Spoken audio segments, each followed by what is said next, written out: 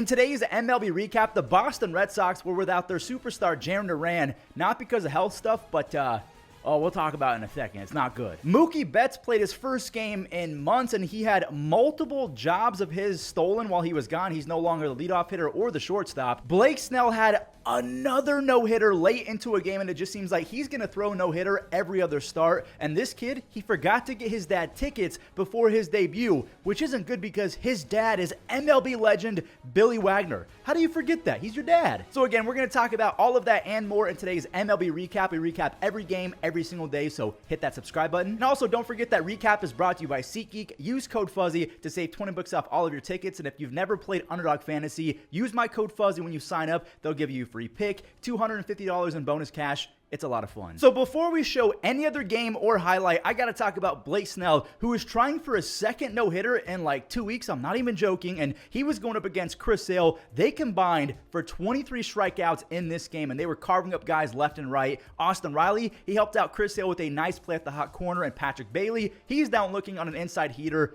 Watch your lips, Chris. That was 107 off the bat, right back at him. Now Blake Snell. This was called a swing, so that's 6 scoreless for each pitcher, but Blake has 6 no-hit frames, and would you look at who ruined it? Marcell Ozuna, you jerk. They are really stretching out Blake Snell's arm because he struck out Orlando Arcia on pitch number 114. That was his 11th strikeout of the night, so his day is done. 7 2/3 scoreless, 2 base hits, 11 strikeouts. He has a 0.99 ERA with 60 strikeouts over his last 45 pitches. He's given up 14 hits total over those last 45. To me, that 100% means Blake Snell is going to opt out because he's showing that he can go 6+ innings consistently and he can get that pitch count up there. Chris Sale, he's going to finally win his first Cy Young. 7 scoreless, 12 strikeouts. He has a 2.6 ERA and 177 strikeouts and 134 innings. He is back on the Hall of Fame path, in my opinion. Now, this was a bullpen game. Whoever scores first is going to win. Yaz, he made a nice grab in right field, but like I said, whoever scores first wins. Darno's sac fly gives Raisel Iglesias all that he needed. He went the final 2 innings, did not allow a single base hit. He had 4 strikeouts, and of course, the former Giant Jorge Soler, he ends it. Now, this is a massive W because there are serious playoff implications on the line. The Giants just fell to 2.5 games back of the Braves for that final wildcard spot because we know the Braves and the Giants are not going to win their division. They're going to have to be a wildcard team. So we'll talk about the Duran news after the game because, yeah, he wasn't in this one, but we're going to skip to the 5th. Leody Taveras got on and immediately stole second base, which allowed him to score on this Marcus Semien single. So the game's tied at 1-1, and then all hell kind of broke loose for the Rangers. Newcomer Andrew Chafin had the yips for an inning. He walked multiple hitters with the bases loaded. He walked 4 guys. He did not get a single out. He completely ruined Brian Bayo's day. Good thing that the Rangers have a cheat code. Corey Seager now has 7 home runs in the month of August. He reties it. He's got 26 home runs and a 142 OPS plus. This game is going to go extras. Josh Smith of the Rangers had a little RBI ground out, and the Rangers now have their first lead of the game. And it's now gone. And Manuel Valdez hit it to that little slant in center field, and Leody had no idea how to play it. He kind of coasted, then held up. He probably should have caught it. Rookie Mickey Gasper, he was deployed to make his debut as a pinch hitter. He takes the walk. Masataka Yoshida, he then rolled over but beat out the double play. And now we have Rob Refsnyder versus a left-handed pitcher. This is like expecting the sun to come up. It's inevitable. It's going to happen. Rob versus a lefty. It's a cheat code. And there you go. The Boston Red Sox walk it off. And now we got to talk about Jarren Duran. So yesterday was game number 1 of his suspension. He'll be missing the next game. And the reason why he was suspended, I'm not trying to break any policies, but if you've ever played Call of Duty and you were in a Call of Duty lobby, some of that language came out when Jarren was being heckled by a fan, and that's pretty much the update on that. Jarren takes a 2-game suspension. He had some choice words that offended some people. He's gone for 2 games. Now, one more roster update. This just confirms that the Dodgers are in fact cursed. Someone out there has a Dodgers voodoo doll, and they are poking it left and right. River Ryan, the rookie, had a 1.3 ERA and 18 strikeouts his first 4 big league starts. River Ryan will be missing the rest of 2024 and 2025 because he needs Tommy John. He joins a sea of Dodgers pitchers who are going to be missing the rest of the year and maybe 2025. They're cursed. I'm going to say that right now. So the Dodgers lose River Ryan, but they gain Mookie Betts. Mookie with a 2-run home run, his first game off the IL. He's living a whole new baseball life because he's no longer a shortstop. He's back in right field. He also lost his leadoff spot to Shohei. He's their number 2 hitter, but I mean, when you have Freddie Freeman as protection, there's no way you're going to be upset over that. Ohtani, I mean, this is legendary stuff. 425 feet the other way. He's got 36 home runs and 33 stolen bases. He's 100% going to go 40-40. Clayton Kershaw, he was really good, and he was exactly what the doctor ordered. So many injuries, so he kind of had to lock in, and he had a ton of strikes. Through 5 scoreless innings, he had 71% of his pitches thrown for strikes, and he got Mitchell with a disgusting slider, and yeah, that'll do it. He did leave after Chourio got on, and Joe Kelly missed strike 3 by a centimeter. He went back to that spot, and William, he caught up to it. That is a 2-run Oppo Taco. It's 4-2. Just kidding. Mookie Betts, after Ohtani walked, Ohtani came around to score on that Betts single. Those guys combined for all 5 runs as Mookie had 3 base hits in his return. Daniel Hudson, he had a perfect 9th for his 9th save. The Dodgers are still really good, even with all their injuries. So LA gets their 70th win of the season, and before we show the Yankees in their quest to be MLB's first 71-win team, Cleveland, they're also 1 win away from 70 on the season.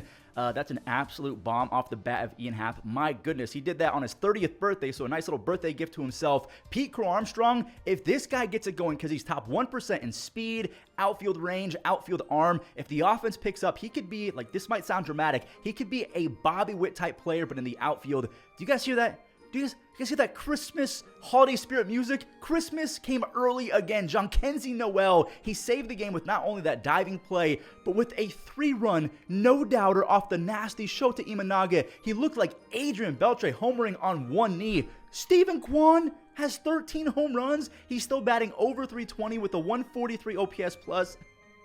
Jhonkensy again. Big Christmas, that's what they call him. That's his nickname. My favorite nickname in sports right now. That's his first career multi-home run day. Cleveland, they're up 8-3, so they're cruising. Well, they were cruising until the 7th. And then Nico Horner, he singled on Ian Happ. Dansby, he doubled to left field. 2 score easy, but Nico, he came around to score from first base. The ball got away. Just great. The Cubs, they've now tied it. Seiya Suzuki ties it with a sac fly. Now, the Guardians did respond. Runners are at the corners. Josh Naylor, he's looking for a second base hit, and he hit one 987 miles per hour for the game-winning RBI. Cleveland, they've won 3 games in a row, and I do want to show Clase's 2 strikeouts real quick because Emmanuel Clase, I don't know if a reliever is ever going to win Cy Young again, but he's got 36 saves, a 0.65 ERA, and he's doing that because he's throwing his cutter 15% more. Yeah, you should probably do that when you throw a cutter 104 miles an hour. All right, now we get to talk about some former Cleveland players who are now managers. Grady Sizemore's White Sox are facing off against the Aaron Boone Yankees. What a sentence. But yeah, these guys were teammates back in the day. Aaron Judge is looking for his 300th career home run, but he's going to have to settle for an RBI double early on. Chicago, they've been seeing the ball well. Benny Biceps, he's been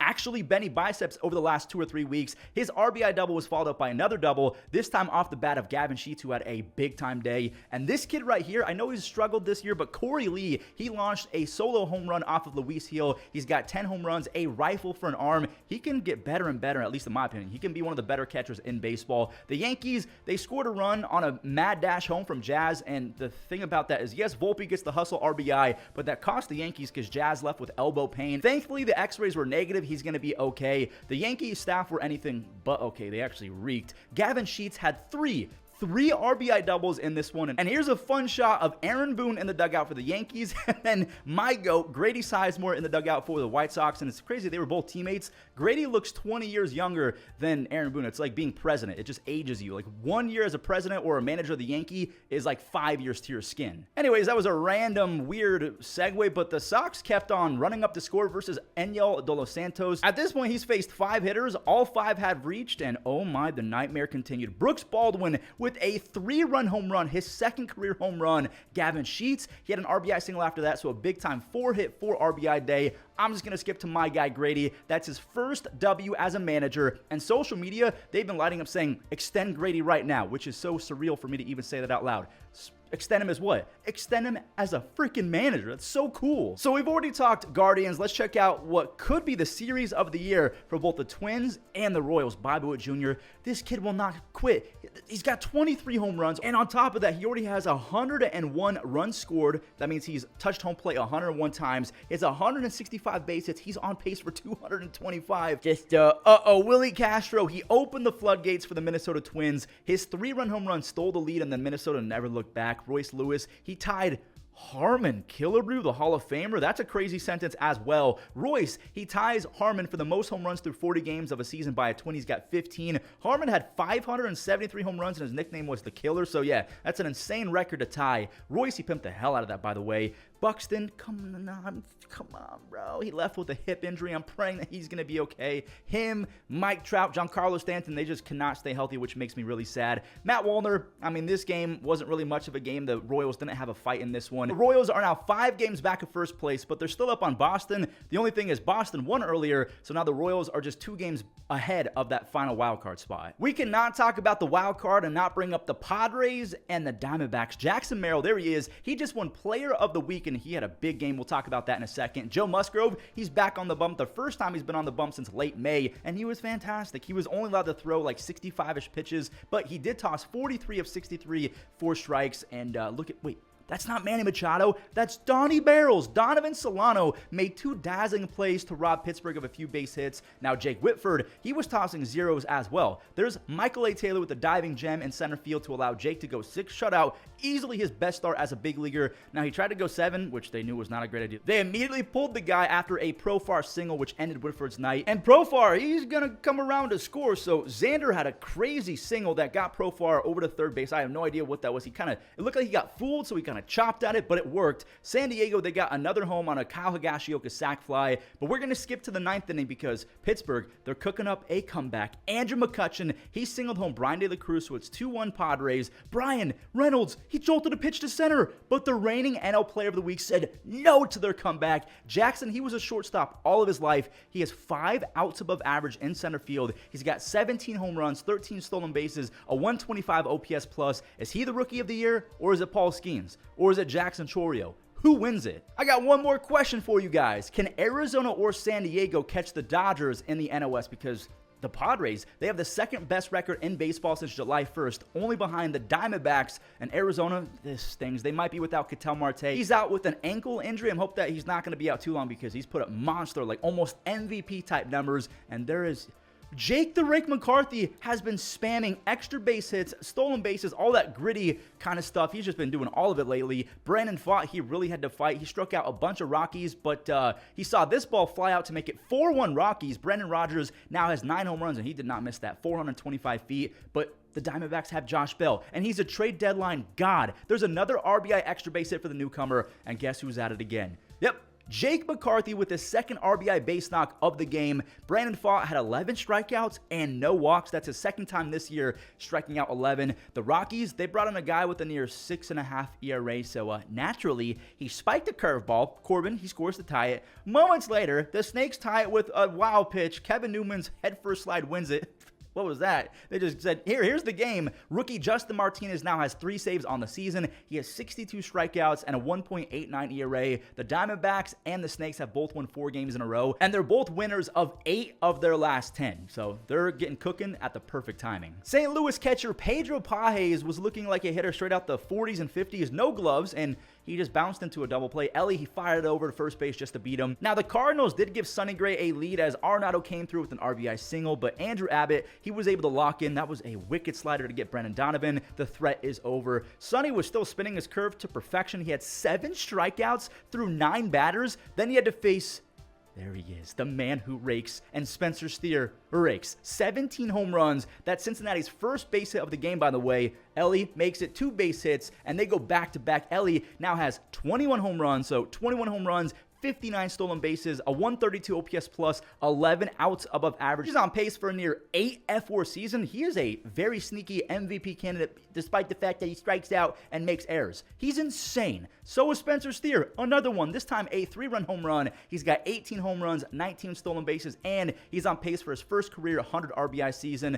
The Reds have won 2 games in a row, and that's in large part because Andrew Abbott, he struck out 6. He barely missed going 7 innings. He has a 3.7 ERA over his first 245-ish big league frames. That's pretty good. There's no Mariners game today, so if the Astros win, they get sole possession of first place, and they don't have to worry about it for the rest of the day. Bregman, he wants to get paid. That's 3 consecutive games with the home run. He's got 9 home runs, 21 RBIs, and a 902 OPS over his last 31 games. And for the season, he's got 4 outs above average, so the power defense, it's finally creeping back into play. Framber, I mean, he was 1 out away from a no-no a couple days ago, and he strikes out the side in the second. And when his sinker is working, he is, like we saw the last time, nearly unhittable. Taj Bradley, he's kind of the same. Everything in terms of his success depends on him working the corners with the fastball. And yeah, that was not working because Jordan, he torched an RBI single on a fastball down the middle. And when the fastball's not working, the slider is not as effective. Yainer Diaz just proved that. Sheesh. 12 home runs and near 120 OPS plus. Framber struck out 9 Rays in under 6 innings. He's 7-0 his last 9 starts, and the Astros have won all 9 of his last 9. The Astros, they make light work as they're back in sole possession of first place. They're a half game ahead of the Mariners. They've won 6 games in a row, by the way. We have an MLB debut. Will Wagner, the son of MLB legend Billy Wagner, he forgot to give his dad tickets to the game, but there he is securing his first big league knock. He came on over in the Yusei Kikuchi trade, so maybe his brain was scattered and it was just pudding. Maybe he just forgot. But Will does have insane bat-to-ball skills. He hit over 300 with 59 walks to only 37 strikeouts in the minor leagues this year, which is insane. Now, nothing came with that first base hit, so we head to the third. Vladimir Guerrero Jr. and Spencer Horwitz, they both lay some doubles. Vladdy's going to score easy, and Horwitz, he's been a really nice surprise for the Blue Jays. Will Wagner, there's his first career RBI, so the first 2 runs were brought in by a rookie. Make it 4 runs. Rookie Leo Jimenez crushed his first big league home run. What a day for the young guys. Moniak, I'm going to tip my cap to him. He's been red hot. He's got 9 extra base hits and 12 RBIs while batting .325 over the last month. And Will Wagner now has 3 base hits. He's the 4th J ever to have 3 hits in their first game, and now he's just showing off. Here he is with the leather. What a debut. His dad is loving it. I don't know if those were the tickets intended for him, but he's kind of up there. I wish that he was a little bit closer. Joe Adell, he took over for a solid 10 minutes for the Halos. He brought back a home run, and then he hit an absolute screamer over the fence. He's got 18 home runs, and he's batting .281 with 4 home runs, 4 stolen bases, and .870 OPS his last 25 games, which is very good, actually. I'll say that right now. The Halos, they lose as Chad Green. Look at him. He's got a 1.8 ERA and 11 saves. Well, everyone, that does it for today's recap. I appreciate you guys more than anything if you watched until the end. If you did, leave a like on the video. If you're brand new, hit that subscribe button so you never miss out, and enjoy the Web Gems. Green is fly down twice. Chopped to De La Cruz. Tough play on the run. Speedy runner. Tough play for Bregman. Fair ball. Off balance throw. Breggy is so good at that. Connor Wong against Tyler Malley to begin the bottom of the second, and Adolis scars. And that is a diving catch by Rogers. That ball is crushed out toward right by Varsho. Adell backing up, leaping up, and